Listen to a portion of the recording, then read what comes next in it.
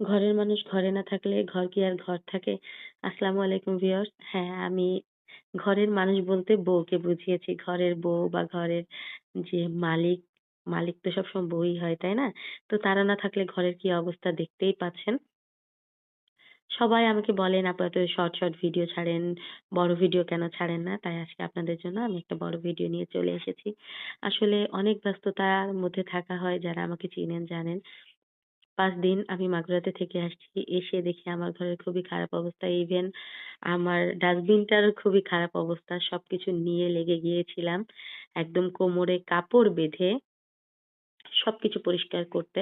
আর হ্যাঁ, অন্বেষা ডায়েট শুরু করেছে তাই এত লেবুর আয়োজন। আর ফ্রিজে ছোট বাটিতে সবসময় তরকারি রাখা হয়। এগুলা অনেক জমেছিল। অন্বেষা আর আমার বরের জন্য আমি রান্না করে রেখে গিয়েছিলাম। যে ওরা খাবে। তো দুজনের একজনও তো খায়নি। ২ জন ২ জনের মতো করে খেয়েছে।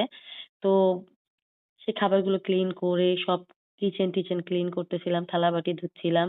শুধু কি ক্লিন, একটা মাস্টার ক্লিন দিয়েছি আজকে কিচেন। তার কারণ আমি কাজ করতে খুবই পছন্দ করি। আর আমার রান্নার জায়গাটা হবে চকচকা, ঝকঝকা। খুব সুন্দর নিট অ্যান্ড ক্লিন পরিষ্কার। তাহলেই তো কাজ করতে মন বসবে। আর হ্যাঁ, আজকে আমার বর আমাকে অফার করেছে, "চলো আমরা দুধ চা খাওয়া ছেড়ে দেই।" তার কারণ কি জানেন? তার কারণ হলো আমি প্রচুর দুধ চা খাই, প্রচুর দুধ কিনতে হয় তার। এটা তার একটা কারণ। তো আমি বলেছি, "আচ্ছা ঠিক আছে ছেড়ে দিব। আমি না তুমি।" দুধ চা ছাড়া আমার একদম সম্ভব না। এই দেখুন কতগুলা ১ বাটি দুধ কেউ একজন নষ্ট করে রেখে গেছে। মোখাটা লুজ করে রেখেছিল তাই। এই হলো টুকিটাকি সংসার, মানুষের সংসার জীবন। সারাদিন এসবই করতে হয়। যেহেতু অনেকদিন পরে মাগুরা থেকে এসেছি, সো সবকিছু এলোমেলো ছিল।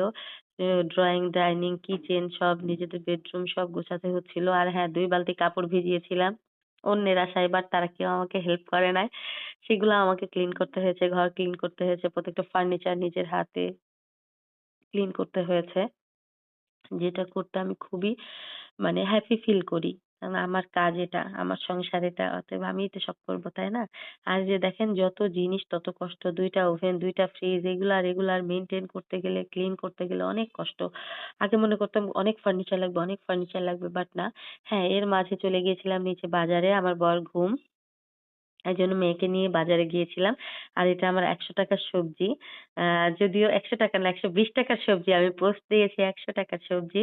টুকিটাকি একটু সবজি কিনে নিয়ে চলে এলাম। আর এগুলো আমি সবসময় ধুয়ে রাখি। আর ধনেপাতাটা সবসময় আমি বেছে ধুয়ে এই যে এভাবে বক্স করে উপরে নিচে টিস্যু দিয়ে রাখলে অনেকদিন রেখে খাওয়া যায়। আর এই শীতে কিন্তু ধনেপাতা ছাড়া একদম চলেই না। আর এভাবে